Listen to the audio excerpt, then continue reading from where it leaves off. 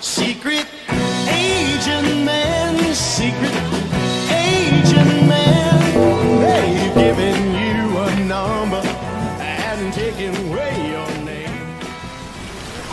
The New Order of the Latter Rain, a cult that began in the late 1940s, taught a number of heresies, including 1, an overemphasis on imparting spiritual gifts, and 2, the erroneous teaching that the church must be built on a foundation of present-day apostles and prophets. Leaders at that time included William Branham, George Warnock, Ern Baxter, and George Houghton. This cult eventually developed connections with the shepherding and charismatic renewal movements and the Kansas City Prophets. This self-proclaimed group of modern-day prophets at the Kansas City Fellowship perpetuated the doctrines of latter rain through the teachings of Mike Bickle, Paul Cain, and others. Here's an article in Charisma magazine where Paul Cain had to admit to unbiblical behavior that included heavy drinking and homosexuality. Okay, so here I am just looking for a photo of Paul Cain, and I came across this. It's a fan page. It's a memory album. Special memories of Paul Cain back in the day. He was a big guy. He used to stand in for William Branham. But this is what's really interesting. Governmental diplomacy. What? Here he is with this guy. Do you know this guy? I don't know this guy. He looks important though. Yeah, Bill Clinton again. Yeah. And oh, here he is with Saddam Hussein. Oh, here he is with Saddam Hussein again. And here he is with, I guess that's Saddam Hussein's, somebody. I remember his face. I don't remember his name. Sorry. And look, check it out. Here he is with Bibi Netanyahu. What is up with this guy? Is he a secret agent man?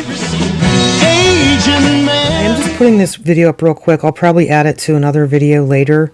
But when I did this video on Paul Cain, and there was Kansas City prophet Paul Cain associated with IHOP and Mike Bickle, there was these pictures of him with heads of state, and there was one that I was not sure who it was. Some people thought it looked like Jacob Rothschild, but I don't think so.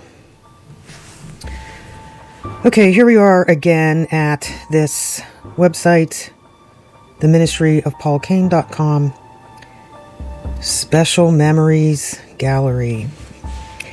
I'm going to skip down here to a photo that previously, oh, here's the Kansas City Prophets together early in the 90s. Jack Deere, Mike Bickle, Rick Joyner, Paul Cain, and John Wimber. Anyway, I did not know who this guy was. It doesn't say who any of these people are. I recognize Bill Clinton, okay? I didn't recognize this guy. But now I know who it is. Because I'm reading, and I have read about this meeting with Paul Cain and Rick Joyner and Bobby Conner, and when they were going to be Knights of Malta, and Paul Cain was hanging out with Kurt Waldheim, who was a former Nazi. And let's just find a picture that looks of him when he was older, like this.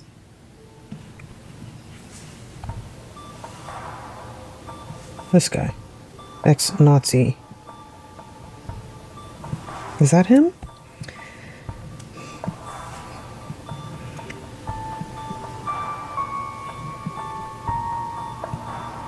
And he was like the Prime Minister of Austria. And he's a Knight of Malta.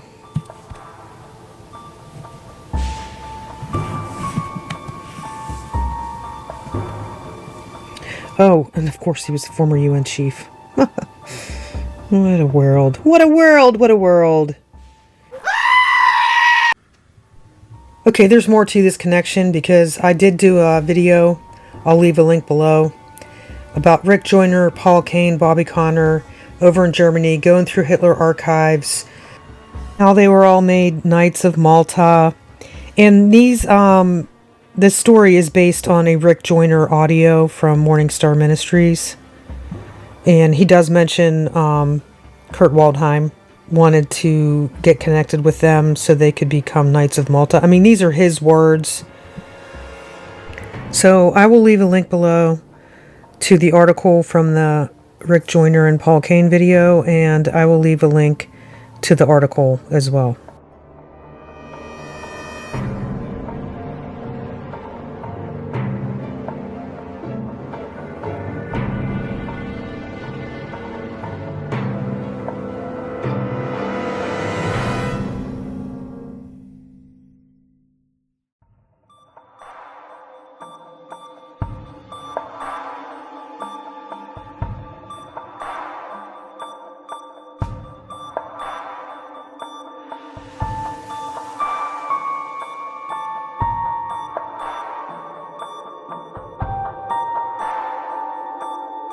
Okay, so while I was doing a little research on Paul Cain, I came across this book. And here is the Amazon description of it. It is out of print, and I have not been able to find it anywhere. It's called Paul Cain, a Prophet in the Hall of Kings.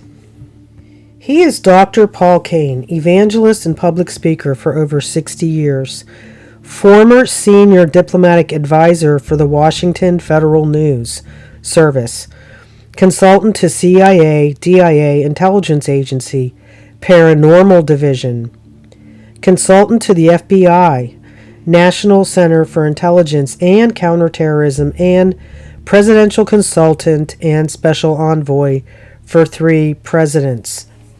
This book, Paul Cain, A Prophet in the Hall of Kings, is not a full-scale biography, though it does sketch a personality portrait with some key moments in his life. Instead, this book mostly focuses on foreign policy with an emphasis on the Iraq of Saddam Hussein's era and the Middle East. Readers will be taken inside the meetings that he had with foreign diplomats, several presidents, their staff, key advisors, and close friends. While still in his mother's womb, an angel appeared to his mother with a message from the Lord. The fruit of your womb is a male child. Name him Troas Paul. He will preach the gospel as the Apostle Paul of old, and he will prophesy to kings and presidents. All of this came to pass exactly as it was told, and is continuing to unfold even now. In 1985, while the Central Intelligence Agency's Project Stargate was in full swing, Dr. Cain was contracted as a remote viewer by George H.W. Bush's administration. Wow. For 2 terms, President Clinton tasked him to travel to Iraq on several top secret missions of national urgency. Unknown to Dr. Cain, President Clinton or Saddam Hussein, decisions they made would set in motion a chain of events that would topple Middle Eastern leaders, send a wave of Islamic fundamentalist terrorism coursing towards America, and set in motion the end of days. You must find out what Saddam meant when he told Dr. Cain, President Clinton is the hope of Iraq and the hope of the world. That sounds very familiar today, except it's not Bill Clinton. Okay, so this is a book that someone who is a big fan of Paul Cain wrote. That doesn't mean that everything he said is true.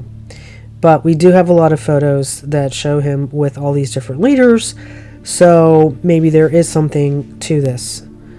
The part about him being a remote viewer in Project Stargate is particularly interesting.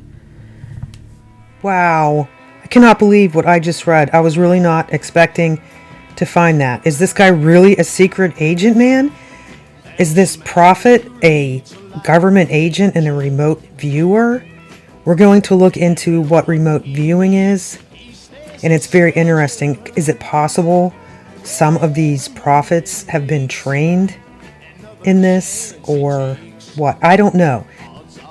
Some of this information, it might be speculative. I haven't verified if he was legitimately a agent of the government, but we do have pictures of him with Saddam Hussein and Bibi Netanyahu and all these other things. So why even talk about Paul Cain now? He is gone. Well, he's a direct link to the latter rain and William Branham, which is what the New Apostolic Reformation is based on, the latter rain teachings from the 1940s. He was there. Not only that, but allegedly he was a predator and he threatened people, allegedly. And he's allegedly a secret agent man. He also heavily promoted Todd Bentley. As you know, on my channel, I am exposing false prophets and also seeing how these false prophets and false teachers and how their teachings and their practices connect to the occult. So this might actually be very relevant in this exploration or investigation or whatever you want to call it. Bam! And just as my boot made contact with her nose, she fell under the power of God. The Lord sent them here for such a time as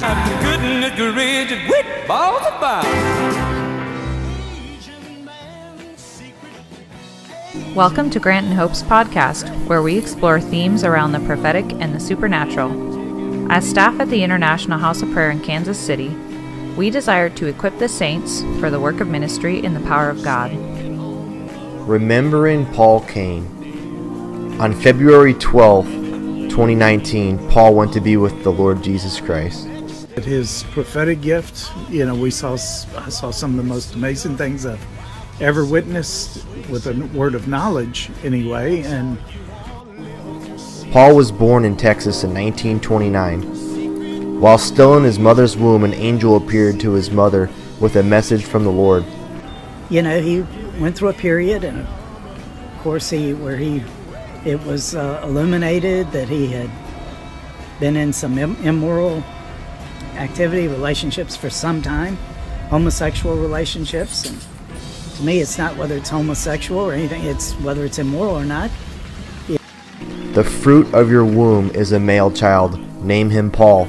He will preach the gospel as the Apostle Paul of old, and he will prophesy to kings and presidents.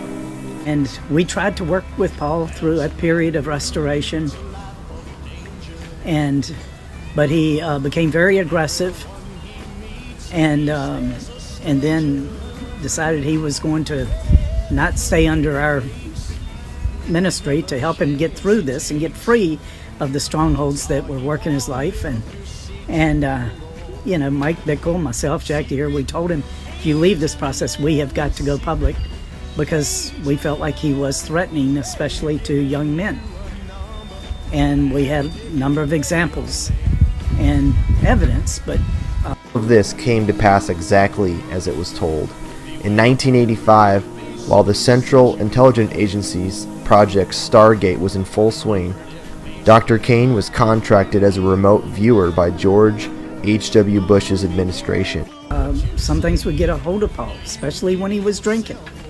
And he would get out of control and do things that really, I know some young people, their faith was deeply affected by what happened to him. And it just shocked them. They looked up to Paul like, even more so because of his extraordinary gift and everything else. And this just wrecked their faith. And I said, we cannot let this happen to God's people. If he does not stay through the process, we've got to put the word out. We did. During the Clinton administration, Paul Cain got the number of Air Force One by revelation. The Lord allowed him to call and talk to President Clinton. They've given you a number and taken away your name. That made a lot of people mad. Why did it? Well, even after that, even years after that, we had cases where, this was continuing to happen. For 2 terms, President Clinton tasked him to travel to Iraq on several top-secret missions of national urgency. Paul met with Saddam Hussein. Paul prophesied to kings and presidents.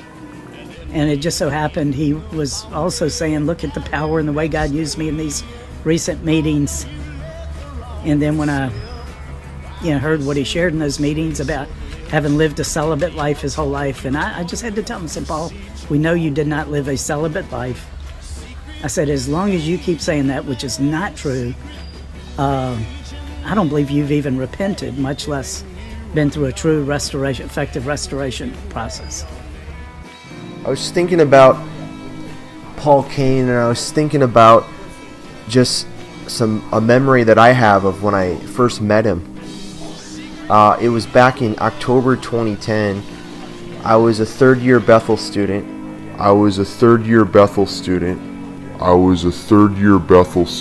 And, I could not stand having people tripped up the way they were by some of his behavior. We actually had to stop letting him stay at our hotel because of some things that happened there. I actually had to put watches on his room one night.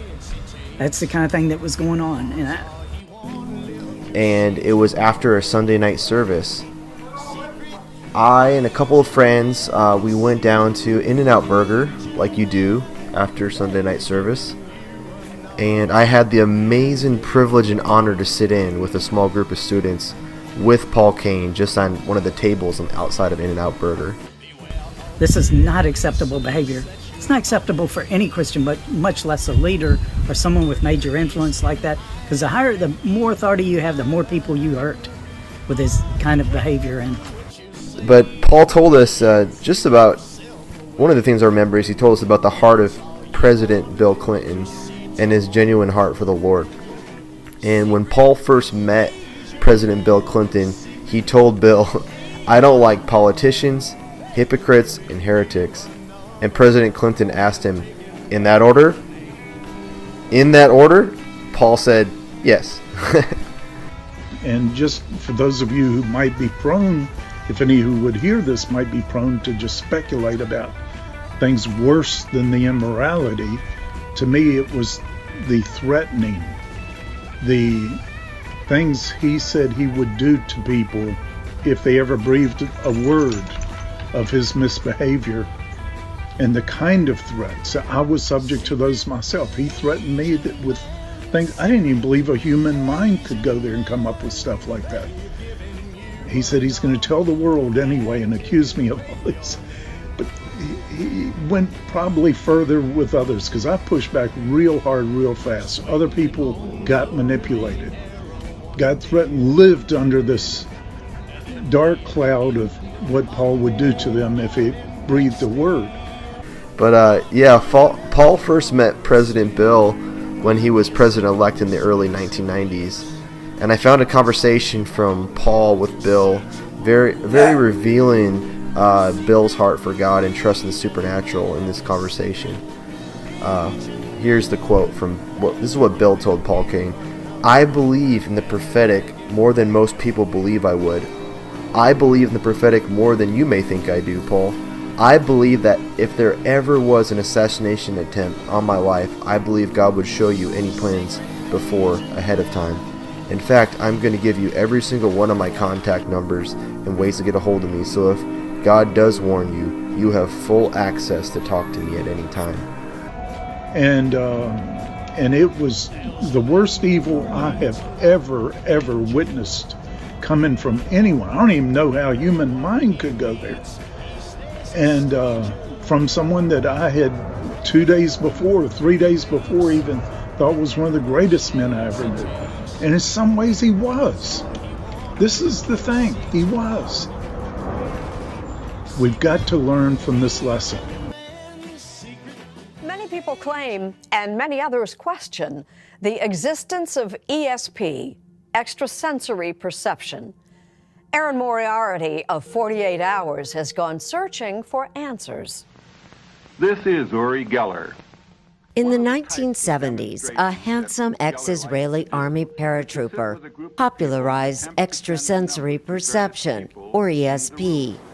Bend, melt.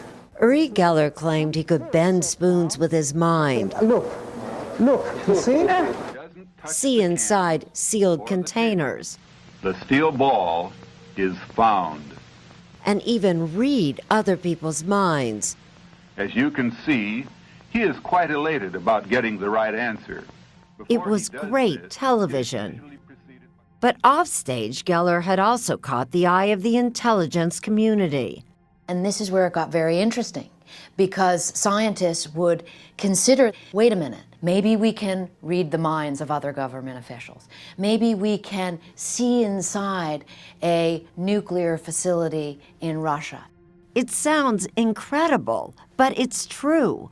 Relying on now declassified documents, national security reporter Annie Jacobson has written about the U.S. government's decades-long attempts to use Uri Geller and others like him for psychic espionage. It's sort of like a highly classified black program inside of a black program.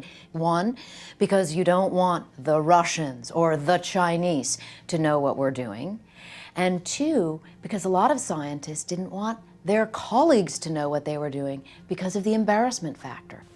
And there had long been reports, says Jacobson, that the Kremlin was also experimenting with ways to weaponize people with ESP. And there is a declassified report that talks about the Pentagon's real fear, citing Uri Geller by name, that if he was able to bend metal with his mind, he might be able to use his mind to interfere with the delicate electronic system on a nuclear-tipped ICBM. Keep looking. But Uri Geller's skills turned out to be unreliable. Uri was telling me you don't feel, what, strong tonight? I don't Is that feel strong. As seen in this now infamous appearance on The Tonight Show in 1973. I can't. Well, I'm not trying to press you, I really not. Still, that didn't stop the government experiments. In the 1980s, the Defense Intelligence Agency began Project Stargate. It was top secret, actually beyond top secret. Dean Radin, a scientist, worked on the program that employed about a dozen psychics and mediums. For what? For espionage. To see whether someone in the United States could spy on other countries from here. Right. Just using their mind. Right. Did it work? It did work, yeah. I was good at finding people. I was good at locating things. Angela Ford was with Project Stargate for 9 years. She calls herself a medium. The Defense Department preferred remote viewer. In a sense, were you hired as a psychic spy? I guess, yes. Her assignment?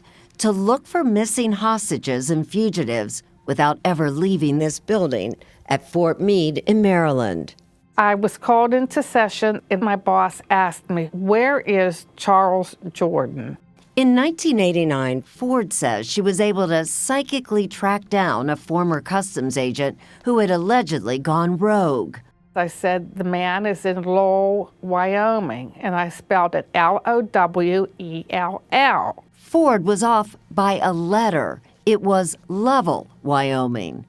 Well, when my boss went to Customs and said, "We're still getting the Wyoming feeling," Customs said, "As we are speaking, we are apprehending Charles Jordan 100 miles west of Lovell, Wyoming." So you were right. We were right. There's no obvious explanation for how Ford obtained the intel that turned out to be accurate. But could it have been ESP? Not according to physicists like Caltech's Sean Carroll. Is there such a thing as ESP? No. I think we know enough about the brain to say, no, it really doesn't work that way. We'd be able to test that, be able to put a little receiver next to your head and pick up those signals if they were actually coming. They can't detect it yet. You believe ESP exists? Yeah, of course. In 1995, Project Stargate was shut down, but government interest in the paranormal has not been completely abandoned.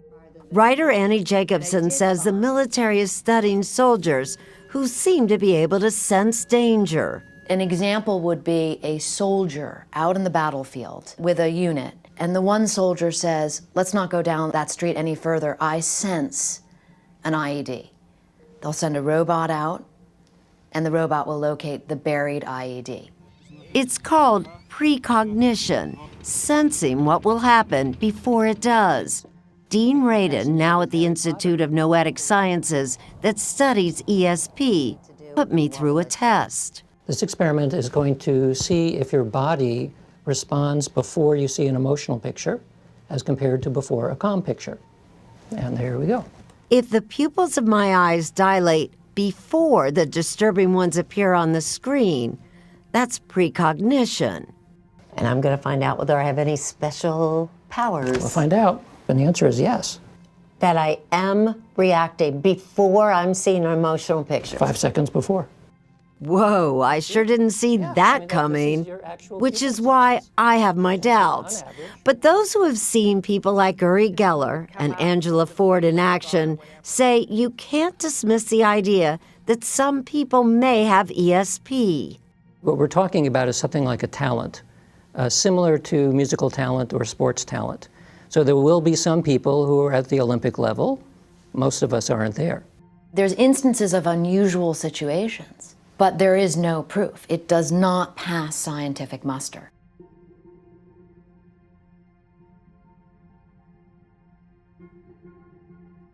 Shaman is a word from the Tungus people of Siberia and has been adopted widely by anthropologists to refer to persons previously known by such terms as witch, witch doctor, medicine man, sorcerer, wizard. A shaman enters an altered state of consciousness at will to acquire knowledge, power, and to help other persons. The shaman has at least one, and usually more, spirits in his personal service.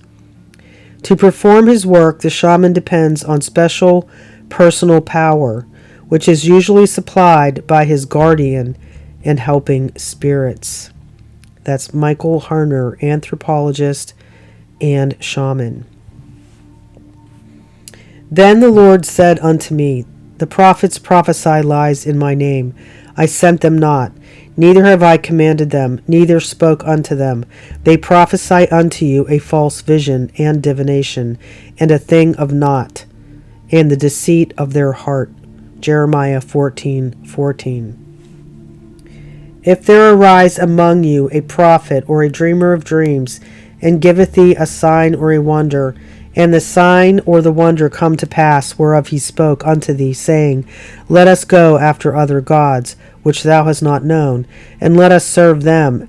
Thou shalt not hearken unto the words of that prophet or that dreamer of dreams, for the Lord your God proveth you, to know whether ye love the Lord your God with all your heart and with all your soul. Deuteronomy 13:1-3.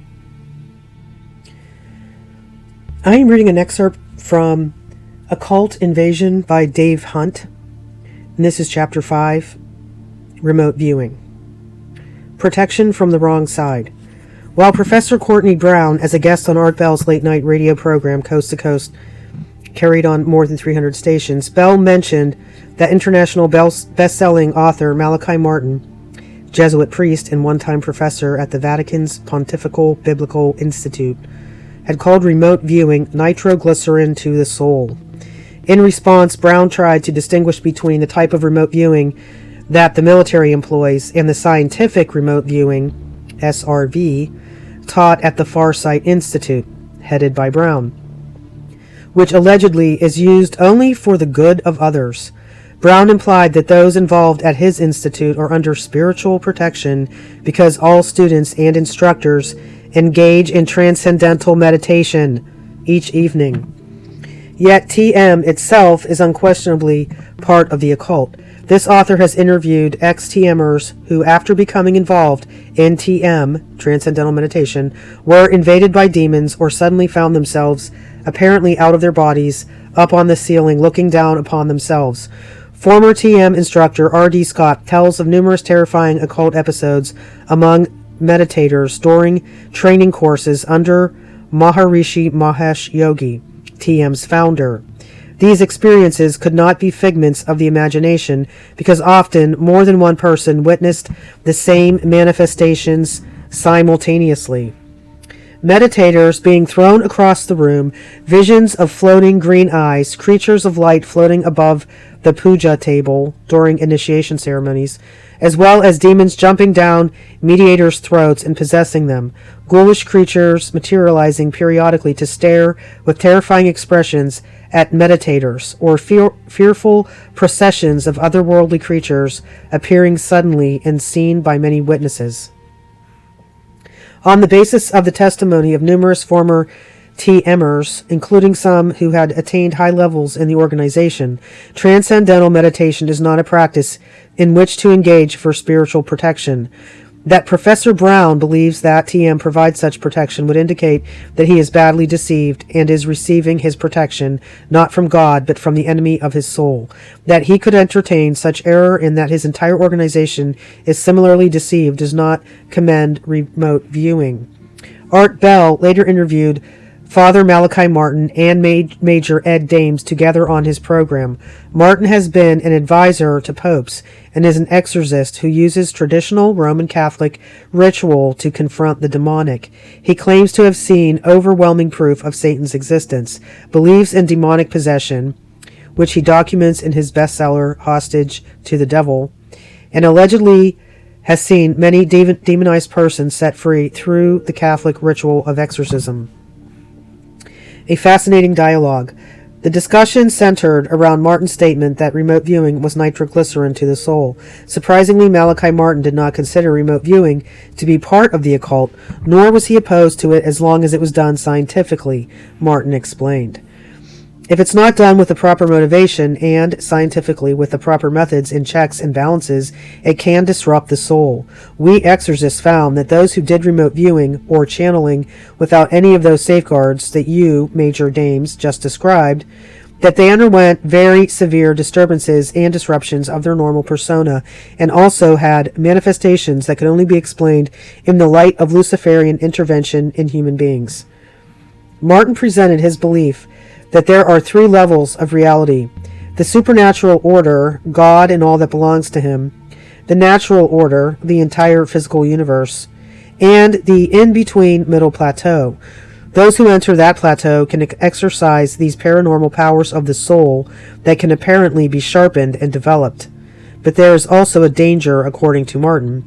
When someone tries to enter the middle plateau to exercise and develop these powers without the proper intention or proper controls and checks and balances, he will need the attention of an exorcist, said Father Martin. We found some army officers who came for help as private citizens because they had delved into the middle plateau and came away very disturbed. Then there are the normal people who use the Ouija board or remote channeling or remote viewing, and they entered an area where they were subject to terrible onslaughts from the angel of light, Satan. The only succor we could give them was through these Roman Catholic ceremonies, not therapies but exorcism, a confrontation with the demonic. Dames responded that he was familiar operationally with the concept of the middle plateau. In his view, channeling was extremely dangerous. He went on to explain. The channelers give up his own identity and turns his identity over to something unknown that has convinced them that it is benign in most cases. Martin interjects. That is very, very important. That's where the nitroglycerin aspect comes in. That is the essence of channeling. But technical remote viewing is essentially a mind tool where we are fully conscious and fully awake. In the early days, natural psychics employed by the military got involved in an altered state, and there were some dangers. When we would send, I use the term loosely, an officer to a remote location, there were instances where in navigating that middle plateau, these people ran into these entities on the way, and this caused a tremendous amount of grief. We actually had 2 individuals have heart attacks. Wow. In the case of one of my former students and an army officer, these people started to lean toward association with the very entities that they discovered in the middle plateau. Once something has its hook in you, it's got you. And that is why one begins to see behavioral change. We've studied it. The hook is in ego. The psyche is being pulled along. Martin interjects. That's a very good description of the process. Major Dames continues. We've had to study it long and hard to discern when we're on dangerous turf. the more we give up our own decision-making ability, because that's all we really have is our mind. And our mind is, Martin, yes, where the basis of whether our soul survives. Martin, yes, if we forsake that, we've forsaken the very essence of us. I agree. When these individuals start to give up their decision-making ability and turn their minds over to something else, or their minds become completely imbued with ego, we lose them. Martin, well, that's the beginning of what is called, from my side, possession. I'm not familiar that much with possession. I've only seen it once or twice in my career. The majority of people who come to me to learn technical remote viewing are balanced, interested, and enthusiastic, and we can spot individuals who are at risk. We have to, because we've had disasters. When the disasters occurred in the past, whether on the military team or in the case of one or two civilians, former students, they were real disasters. Shamanism under a modern name. Art Bell interrupts and asks Malachi Martin whether there would be a relatively safe way to do what Ed Dames does. Martin replies, absolutely. He says that Dames laid out a system of checks and balances and has an intimate knowledge of the entities occupying this region in which he enters and works. We have already shown that to consider remote viewing as a natural talent, as both Martin and Dames do, completely discredits the Bible. That book claims to be God's Word, a unique revelation that could only come through holy men, specifically chosen of God and inspired by His Holy Spirit. But if Martin and Dames are right, then the Bible is at best nothing more than a presentation of information available to anyone by remote viewing. The Bible has lied about its very foundation and therefore should not be trusted in anything else it says. Martin and Dames agree that in order to gather information through remote viewing, one must enter the middle plateau. This mysterious realm, they acknowledge, is inhabited by vicious entities which Dames admits are evil and have done great harm to some of his remote viewers. Martin says they cause demonic possession. By their own testimony, then, the information gained by remote viewing comes from the demonic realm. No wonder the Bible strictly forbids all occult activity. Yet, Father Martin, the Roman Catholic theologian and exorcist, like Dames, the remote viewer, see nothing wrong with remote viewing. How is one to be protected? Why, simply by taking a scientific approach with proper checks and balances, and by avoiding too much involvement of one's ego? It is both unbiblical and ludicrous to imagine that Satan and his minions are impressed with or defeated by scientific checks and balances. Remote viewing is simply shamanism under a modern name. For thousands of years, shamans have practiced out-of-body journeys to distant places to gather information or to heal or curse an enemy. Remote viewers are not as forthright as the shamans, according to Michael Harner's quote at the beginning of this chapter, in acknowledging the vital role played by the spirit beings. The angels to whom Dames looks for protection could very well be the same entities whose help the shaman realizes is vital. Are they really angels or demons? If you had an ability to be able to remotely perceive stuff any place in the world, that could be an extraordinary intelligence source. We found that many individuals are able to accurately describe what's going on in distant locations. Are you saying that the work you've been doing is classified? It was a research facility. That was all that we were going to tell them. The Russians have been spending millions of dollars investigating so-called ESP. Psychic spies. Almost a psychic arms race here. Is there any real application to this? I think remote viewing has been demonstrated over the 20 years of work that's been sponsored by the government. Producing crucial and vital intelligence to the NSA, CIA, DEA, and the Secret Service.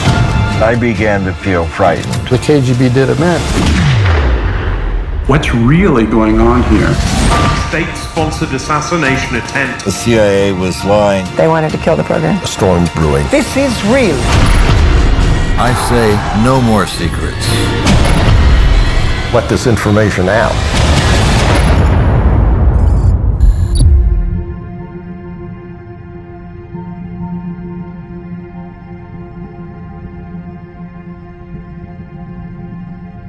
Collection, Analysis and Assessment of Gateway Process, 9 June 1983.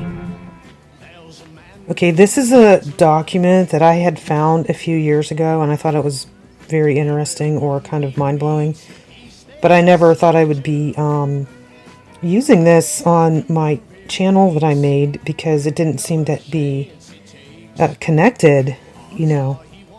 But maybe it is. I don't know. Stargate Collection, Analysis and Assessment of Gateway Process, 9 June 1983. Background. The following document was obtained by the Black Vault through the Freedom of Information Act, FOIA, and was part of the Stargate Collection release. It is a 1983 assessment of what Lieutenant Colonel Wayne McDonnell thought about what was called the gateway process. This dealt with hypnosis, holograms, and out-of-body experiences, just to name a few things. According to his introduction memo as submitted to the U.S. Army. Here's the document. I have printed it out and highlighted a few things to read. I'm not reading the whole thing. Number 1. This is his introduction. You tasked me to provide an assessment of the gateway experience in terms of its mechanics and ultimate practicality. As I set out to fulfill that tasking, it soon became clear that in order to assess the validity and practicality of the process, I needed to do enough supporting research and analysis to fully understand how and why the process works. Frankly, sir, that proved to be an extremely involved and difficult business. Initially based on conversations with the physician who took the gateway training with me, I had recourse to the biomedical models developed by Itzhak Bentov to obtain information concerning the physical aspects of the process. Then I found it necessary to delve into various sources for information concerning quantum mechanics in order to be able to describe the nature and functioning of human consciousness. I had to be able to construct a scientifically valid and reasonably lucid model of how consciousness functions under the influence of the brain hemisphere synchronization technique employed by Gateway. Once this was done, the next step involved recourse to theoretical physics in order to explain the character of the time-space dimension and the means by which expanded human consciousness transcends it in achieving Gateway's objectives. Finally, I again found it necessary to use physics to bring the whole phenomenon of out-of-body states into the language of physical science to remove the stigma of its occult connotations and put it in a frame of reference suited to objective assessment. Okay, I'm skipping. Point 4. Paradoxically, having gone to such great lengths to avoid trying to render judgments based on an occult or dogmatic frame of reference, in the end, I found it necessary to return, at least briefly, to the question of the impact of the gateway experience on common belief systems. I did so because, although it was essential to avoid attempting to render an assessment in the context of such systems, I felt that it was necessary, after having completed the analysis, to point out that the resulting conclusions do not do any violence to the fundamental mainstream of either Eastern or Western belief systems. Unless that point is clearly established, the danger exists that some people will reject the whole concept of the gateway experience in the mistaken belief that it contradicts and is therefore alien to all they hold to be right and true. So he wants to very much emphasize that this is fine.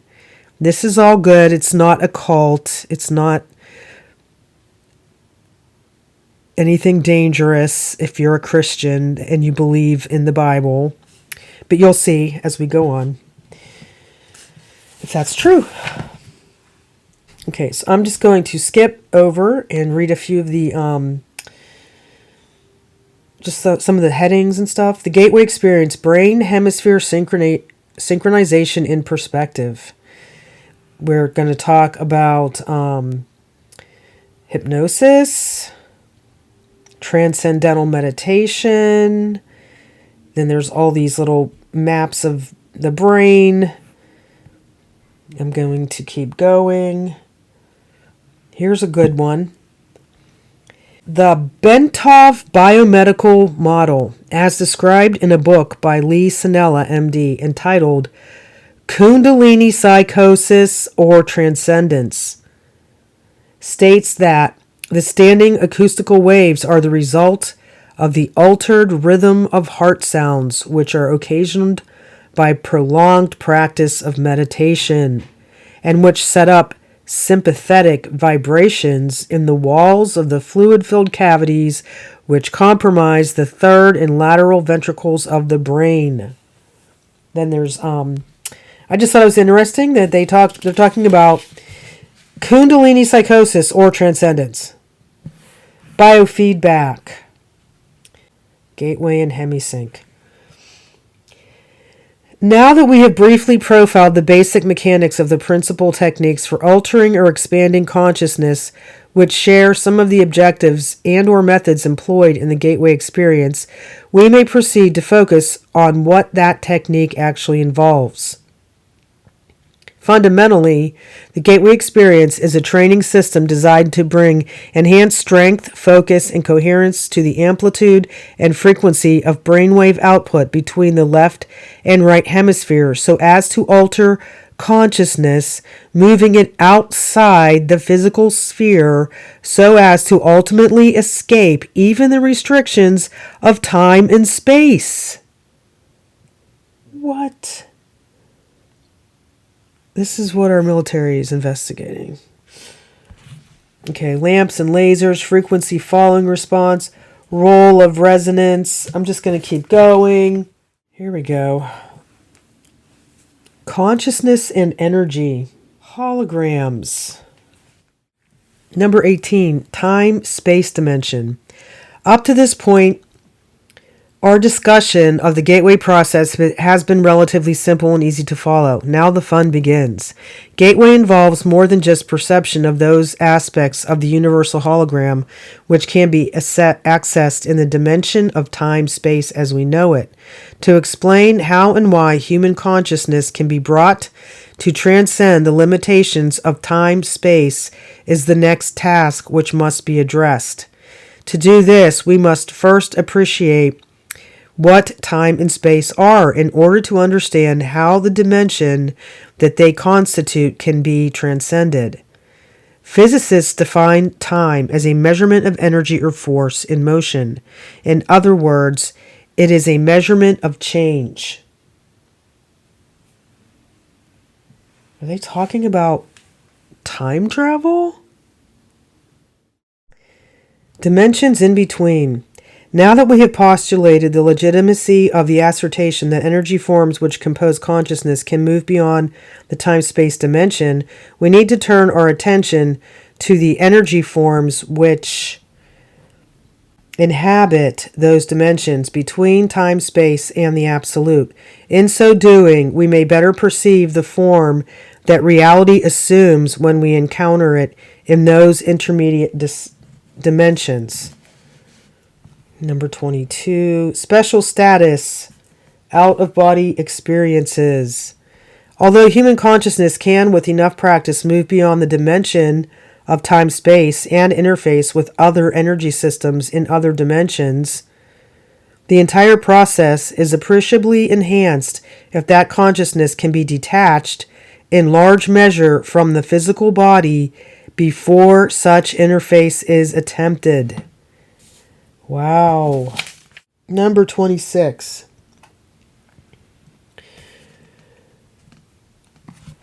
As we noted earlier that the out-of-body state involves projection of a major portion of the energy pattern that represents human consciousness so that it may move either freely throughout the terrestrial sphere for purposes of information acquisition or into other dimensions outside of time-space, perhaps to interact with other forms of consciousness within the universe. What? with other forms of consciousness within the universe. Consciousness in perspective.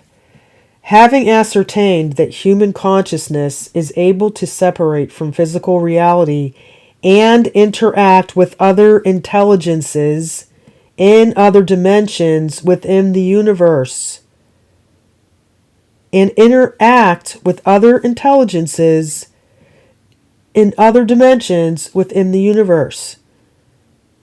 Maybe that's why they're called intelligence agencies. And that it is both eternal and destined for ultimate return to the absolute. We are faced with the question, so what happens then? I'm still skipping. Number 28. Gateway method.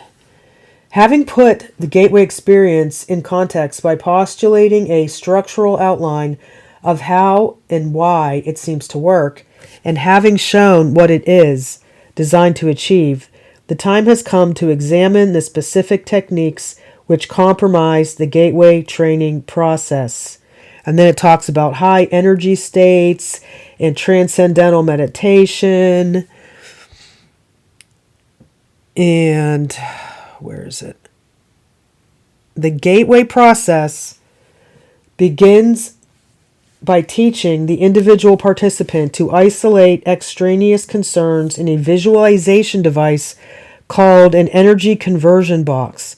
Next, the participant is introduced to a method of encouraging his mind and body to strive to achieve a state of resonance through utterance of a single tone. Like chanting. Following this, the participant is exposed to the gateway affirmation and is encouraged to repeat it to himself as he hears it repeated on the tape. This affirmation is a statement to the effect that the individual realizes that he is more than merely a physical body and that he deeply desires to expand his consciousness. Wow. Everything on here is basically something you should not do. But it is pretty interesting how this is our military and possibly church folks, maybe.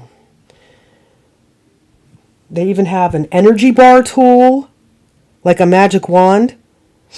Magic wands and enchanted scepters have been part of the folklore and occult practices of many cultures.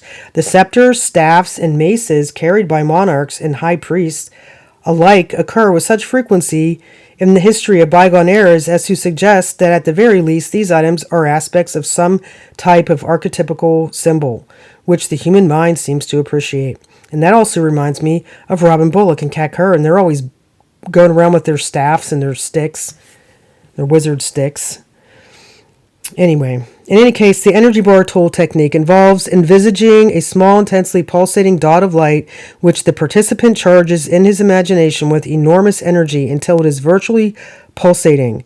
The participant then extrudes the dot into the shape of a sparkling, vibrating cylinder of energy, which he then uses to channel force from the universe to selected parts of his body for purposes of healing and revitalization. E. Remote viewing. In addition, the energy bar tool is used as a portal for initiating a follow-up technique called remote viewing. In this context, the participant turns his bar of energy into a whirling vortex through which he sends his imagination in search of new and illuminating insights. The apparent purpose of the symbolism involved in the vortex seems to be to cue the subconscious and convey to it instructions as to what the participant wishes to do, but in terms of nonverbal symbols, which the right hemisphere of the mind is capable of understanding. And then we've got time travel into the past, time travel into the future, and then out-of-body movement.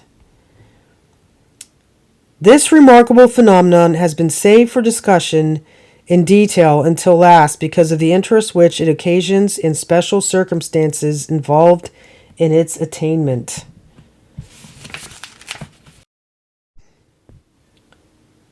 Number 33, information collection potential.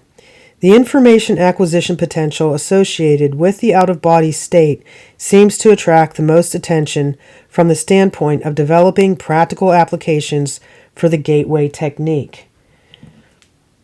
Belief system considerations.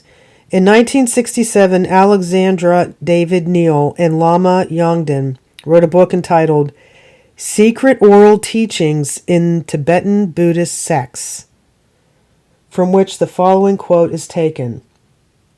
The tangible world is movement, say the masters, not a collection of moving objects, but movement itself. There are no objects in movement. It is the movement which constitutes the objects which appear to us. They are nothing but movement. I have cited this quotation because it shows that the concept of the universe, which at least some physicists are now coming to accept, is identical in its essential aspects with the one known to the learned elite in selected civilizations and cultures of high attainment in the ancient world. Yeah, the mystery schools and Pharaoh's magicians and all those different things. The concept of the cosmic egg, for example, is well known to scholars familiar with the ancient writings of the Eastern religions. Nor are the theories presented in this paper at variance with the essential tenets of the Judeo-Christian stream of thought. The concept of visible reality, i.e. the created world, as being an emanation of an omnipotent and omniscient divinity who is completely unknowable in his primary state of being. The absolute at rest in infinity is a concept, get this, straight out of Hebrew mystical philosophy. Okay, that's like Kabbalah and Zohar and all that. Even the Christian concept of the Trinity shines through the description of the absolute as presented in this paper. The description of energy totally at rest in infinity fits the Christian metaphysical concept of the Father, while the infinite self-conscious resident in that energy providing the motive force of will to bring a portion of that energy into motion to create reality corresponds with the Son. This is so because in order to attain self-consciousness, the consciousness of the Absolute must project a hologram of itself and then perceive it. That hologram is a mirror image of the Absolute in infinity, still exists outside time and space, but is one step removed from the Absolute and is the actual agent of all creation, all reality. And the eternal thought or concept of self, which results from this self-consciousness, serves the...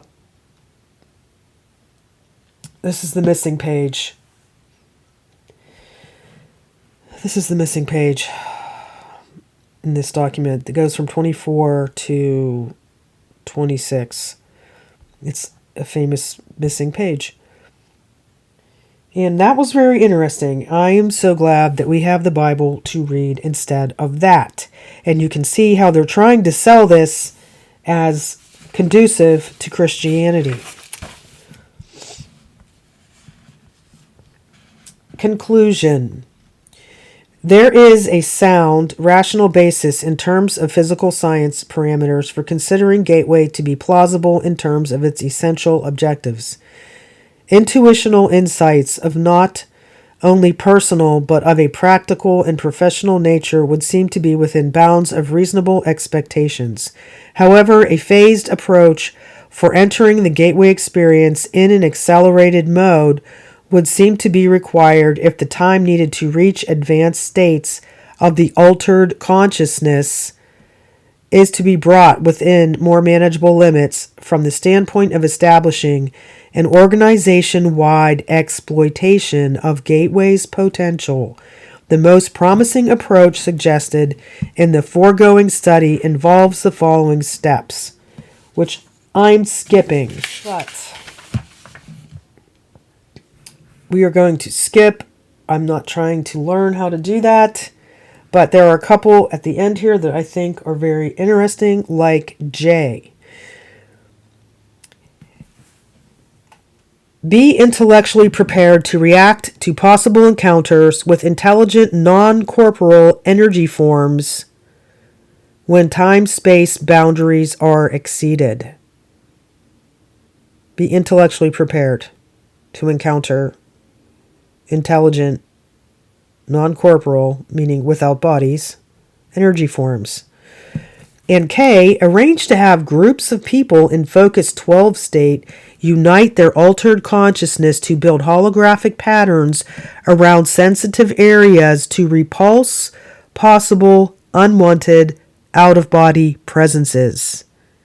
Okay? They're talking about demons. There. Okay, so maybe this was too much information, but I thought it was good to know a little bit. This is a scientific explanation of like occult powers, occult manifestations, a how-to guide for making contact through your consciousness to the spirit realm.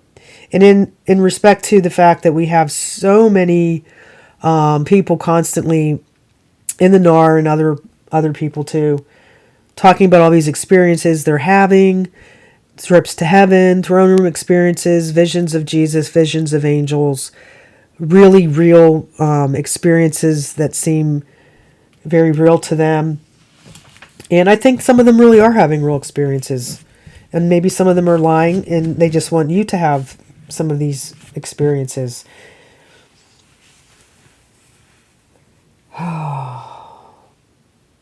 Is it possible? Is it possible? I mean, this is just a speculation that if the NAR is disguising doctrines of demons and selling them to Christians, is it not possible that these occult techniques and teaching impartations, they're teaching them to other people? Maybe this is why we have all these people having these experiences. So, and as far as repulsing possible unwanted out-of-body presences, the name of Jesus works really well for that.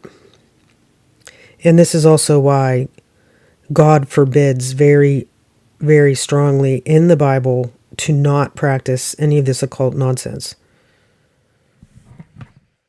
When thou art come into the land which the Lord thy God giveth thee, thou shalt not learn to do after the abominations of those nations. There shall not be found among you any one that maketh his son or his daughter to pass through the fire, or that useth divination, or an observer of times, or an enchanter, or a witch, or a charmer, or a consulter with familiar spirits, or a wizard, or a necromancer. For all that do these things are an abomination unto the Lord. And because of these abominations the Lord thy God doth drive them out from before thee. Thou shalt be perfect with the Lord thy God. For these nations which thou shalt possess hearkened unto observers of times and unto diviners. But as for thee, the Lord thy God hath not suffered thee so to do. The Lord thy God will raise up unto thee a prophet from the midst of thee, of thy brethren, like unto me. Unto him ye shall hearken.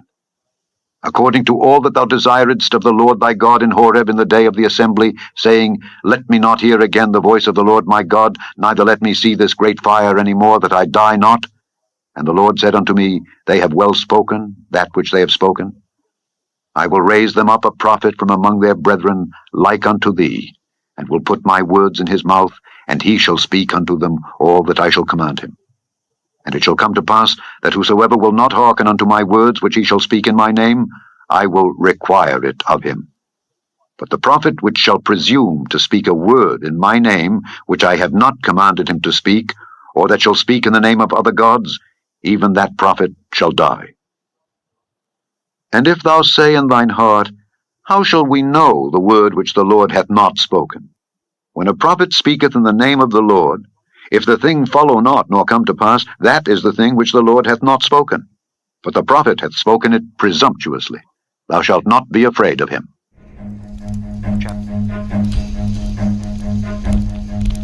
Run.